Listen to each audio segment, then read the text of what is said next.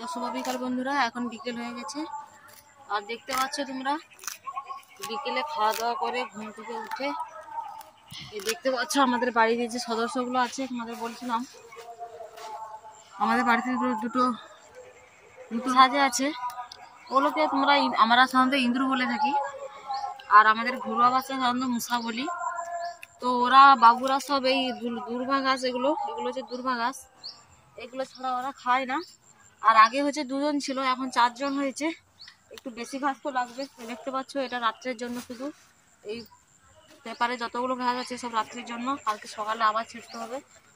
তাই আমাদের এই বাগান বাড়ির সাইডে সাইডে অনেক দুর্ভা ঘাস হয়েছে, সেইগুলো ছিঁড়ছি আমি বিকেলে।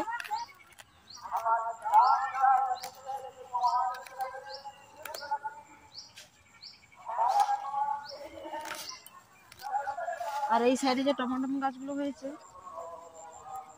এই সাইডে টমেটো গাছগুলো হয়েছে, এই সাইডে সাইডে অনেক ঘাস হয়েছে দেখতে পাচ্ছ। এই ঘাসগুলো ছিঁড়ে নিতে হবে, ঘাসগুলো ইঁদুর খাবে আর আমার গাছগুলো একটু ফাঁকা হবে। তাই এই ঘাসগুলো এখন ছিঁড়ে নিতে হবে। এই গাছ সাইড থেকে অনেকগুলো ঘাস হয়ে গেছে। অ্যাকচুয়ালি পুরো বাগান বাড়িটাই ঘাস হয়ে গেছিল। ওই যে লঙ্কা বাটা দেখতে পাচ্ছ, ওখানে ঘাস হয়ে গেছিলো, আমি পুরো পরিষ্কার করে দিয়েছি। আর এগুলো পরিষ্কার করা হয়নি, ওই মাঝে মাঝে ছিঁড়ে ইঁদুরও, আমাদের বাড়িতে ইঁদুরও খায়, আর গাছটাও 4 সাইড পরিষ্কার হয়ে যায়।